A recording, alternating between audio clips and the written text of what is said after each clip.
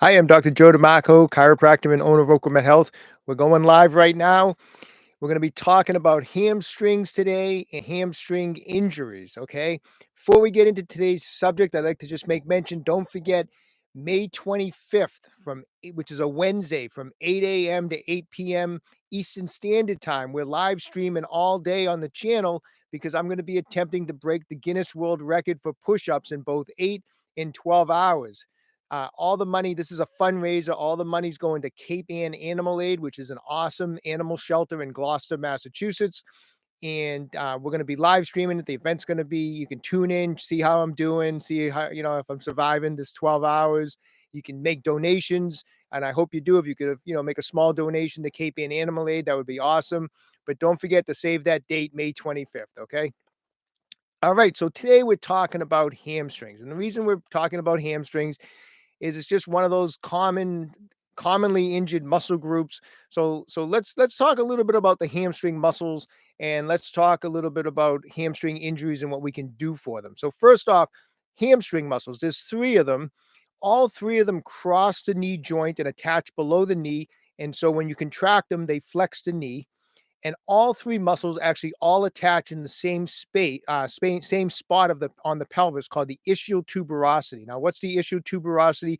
That's the part of the pelvis that's known as the sit bone. When we sit down, it's the bony part of the buttocks that you sit down on, and all three hamstrings converge into a common tendon that hook into that ischial tuberosity. Okay, now why are the hamstrings just one of the most commonly injured muscles of the body? I mean, how many times have you heard people tell you that they've pulled their hamstrings, they've strained their hamstrings, they have chronic hamstring pain? Well, there's a reason for it, and um, and the funny part about hamstrings is although it's so commonly injured and strained, it's probably one of the most like often stretched muscles of the body. I mean, when people think of stretching, ask someone to say to someone, "Hey, show me a stretch." It's a hamstring stretch, right? That's what everyone does as far as just basic stretches. They stretch forward to stretch their hamstring. So this is like a muscle group that gets stretched like all the time when people stretch, and yet they're always tight and they're always injured. It kind of makes no sense. But so I'm going to hope that we can kind of clarify that. So so here's the thing. First off, hamstrings are probably one of the tighter groups for this first reason. One is when we sit down, your hamstring is in a shortened position when you're sitting.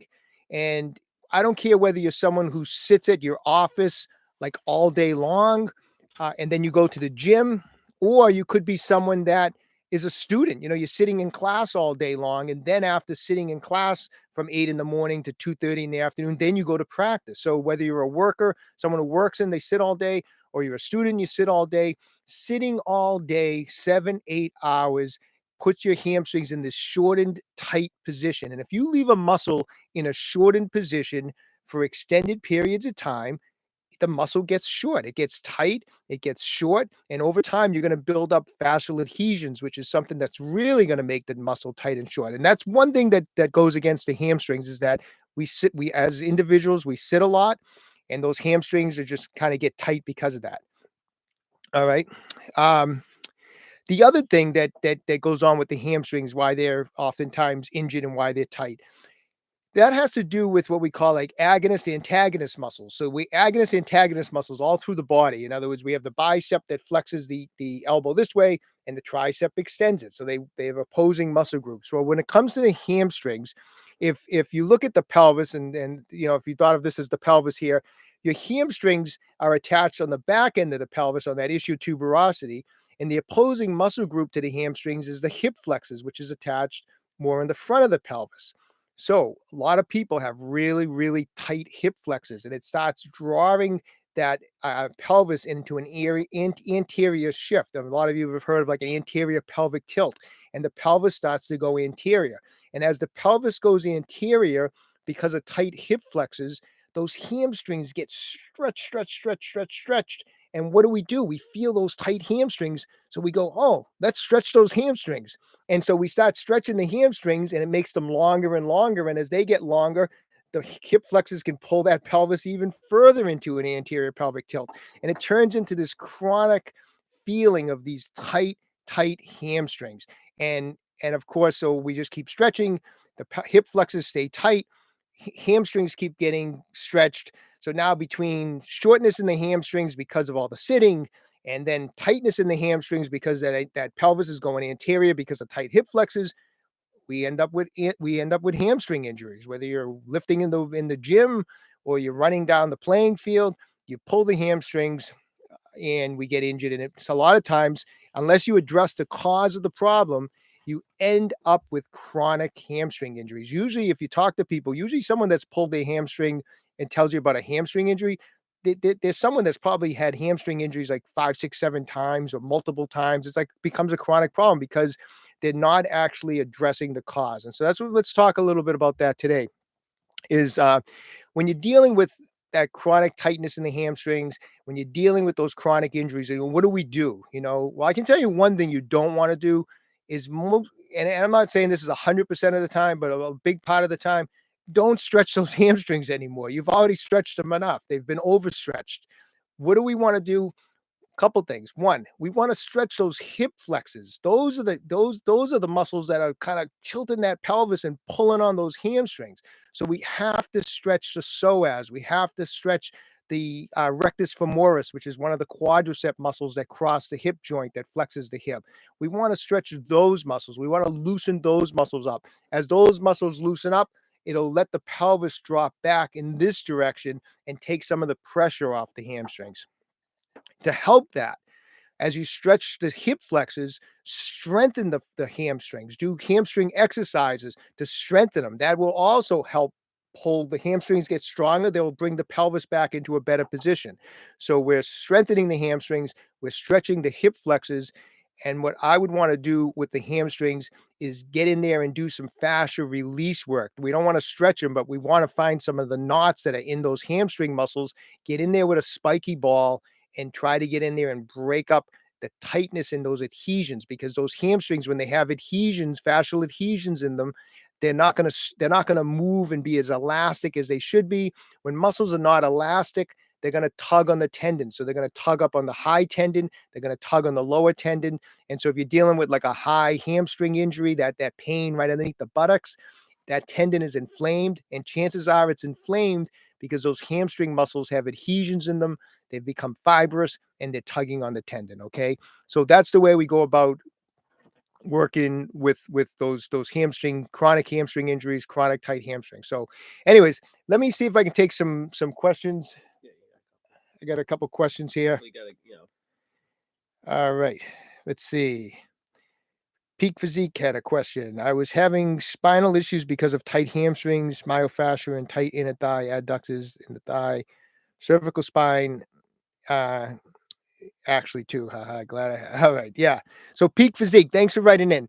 So yeah, I mean, so the hamstrings can definitely be associated with the lower back. I mean, that pelvis as it goes anterior, what's it doing is most people with an interior pelvic tilt, and as the hip flexors and the hamstrings get overstretched and the hip flexors are tight, it puts the lower back into a sway back a lot of times, and that's puts stress into your lumbar spine. It can affect your sacroiliac joints, and so it's something that goes hand in hand. It's not unusual when some people come into my office with low back pain.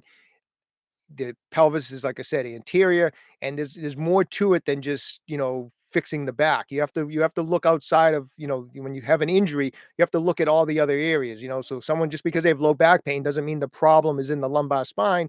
If the pain might be in the lumbar spine, but the problem is a lot of times in other areas. And with the lower back, you have to look at the hip flexors and you have to look at the hamstring muscles. So I would try to keep that in mind. Maybe do a self-assessment of your pelvis. Look in the mirror. Is if you look on from the side at your body, is that buttock sticking out a little bit? That's a sign of an anterior pelvic tilt. Usually, people with an anterior pelvic tilt, the buttock sticks out a little bit and the back sways a little bit. So it may not be the solution, but that's where I would start. And if stretching the hip flexors and strengthening the hamstrings and everything I just talked about doesn't help, it might be something you might want to get evaluated.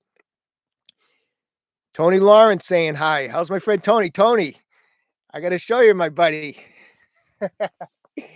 My favorite t-shirt. There you go. Huh?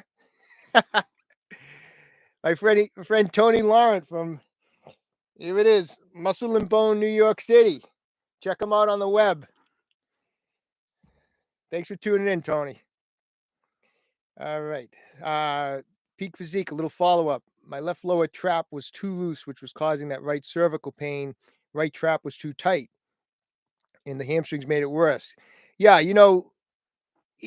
obviously, the issues with the spine getting back to the anterior pelvic tilt can translate all the way up. I mean, you know, things going on with the pelvis. That's why when we make as a chiropractor, when we make chiropractic adjustments, I always start at the pelvis. If that pelvis isn't in proper position, it messes everything else up all the way up. I mean, it's like, you can't, if you, it's like building blocks. If the lower blocks aren't straight and even, nothing's going to be. Um, keep an eye on the traps. I don't know with the trap if you experience any like scapular winging, but we did a video not too long ago, just a week or two ago, on scapular winging and about how there's two types of scapular winging. There's medial scapular winging and lateral scapular winging. And the lateral scapular winging a lot of times is associated with the traps, not the serratus anterior. So you may want to give that a check out too. Uh, let's see. We got another message. 300. I'm new to your channel, doing some of your stretches. They rock. Thanks a lot. I appreciate that. Glad to help. Ivan, how you doing? Yeah, you were here, I think, last week. You have anterior pelvic tilt. It is annoying. I did a whole. I mean, we have some videos on the channel for like look up, on the channel like hip flexors, psoas stretches. But I also did a whole video on anterior pelvic tilt. It was done. I think I did it a couple years ago, but it basically goes over so Ivan, you may want to check this out. It goes over anterior pelvic tilt, and not only does it go into stretching the hip flexors and strengthening the hamstrings to bring that pelvis back, but then we also talk about how you need to strengthen the abdominal muscles and loosen the erector muscles in your back. So there's kind of four components to that anterior pelvic tilt. So you may want to check that video out. We go into detail about that. Okay. All right. So I think that's about it for questions. I don't see anyone else right in. So there's not gonna be any questions. So we're kind of trying to keep these live streams pretty brief. Oh, you watched that? Yeah. It takes time too. And anterior pelvic tilt is something that develops over a long period of time. So hang in there. Don't get discouraged. A lot of people, when they're trying to fix, I was just talking to a patient about this the other day. People get discouraged too quickly. If you're trying to fix a problem that developed over the last like 2-3 years of your life, like an anterior pelvic tilt or, a postural issue, 3, 4, 5 weeks is nothing. I mean, you have to really dedicate yourself to fixing that problem. You have to stick with it, work on the problem areas, and you got to do it consistently, and you're gonna have to do it, and you have to do it for a long period of time. So I always tell people, don't get discouraged. Everything is, when it's a musculoskeletal problem, most of the time these things are fixable, but they do require a lot of time, effort on your part to fix it. I mean, as a chiropractor, I try to help people along, but it's really up to the patient to put the time and the effort in. We have to take care of ourselves. Um, you're welcome, Ivan. Let's see. I've noticed also a tight rectus abdominis and loose erectus spinae lumborum causing upper rib pain can cause pulling the clavicle. Yeah, I mean, pec minor is a common tight muscle on people just because we're sitting here talking. These shoulders go forward. The pec minor, which goes into the 3, 4, 5 rib, and it's coming off the coracoid process of the scapula. It pulls our scapulas forward. If there's one muscle in this part of the body that I emphasize people to stretch, just like in the lower part, a lot of times it's the hip flexors that need to be stretched. Well, in the upper body, the pec minor, you got to get in there and release the pec minor. I've done videos on this. You can even get in there with your fingers, but you want to get in there and push in and pull down and shrug that shoulder up and back and work that release. Get that pec minor to release. It causes a lot of problems. It brings the shoulders forward, can affect the neck, but it's a small muscle that causes a lot of trouble. A. Givens. Sell autographed photos on your website. I love collecting signatures from healthy fitness gurus. All right, we'll see what we can do. So like I said, I think that's the end of the questions. I'm real happy everyone kind of jumped on and asked some questions today, and I'm always happy to help. We're going to be doing this every Saturday at 4 o'clock. So I've been throwing out some announcements in the community section, but pretty much every Saturday at 4, except for this Wednesday the 25th, which we're going to be live streaming all day. Let me just do one last question here from Nan. I'm sorry if I'm pronouncing this wrong. Nan Hall. Hamstring injury for about 5 months now. Was stretching it and then found out that I shouldn't have. Haven't seen a physio due to COVID and stuff. Any help would be appreciated. Check back on this live stream. We talked about what to do instead of stretching it. That's what we started this live stream. And if you uh, and if you want to do that, also on our channel, I have a specific video on treating high hamstring injuries. So look up that high hamstring injury video.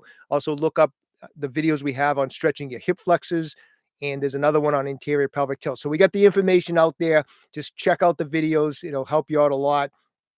And that's it. So we're gonna sign out. Tony, good talking to you again. I'm telling you, man, I love this T-shirt. I got two of them. I think my family's sick of seeing me in them, but it's the most comfortable T-shirts I own. So, anyways, thanks a lot, guys. I appreciate it. We'll be back next Saturday at 4 o'clock Eastern Standard Time.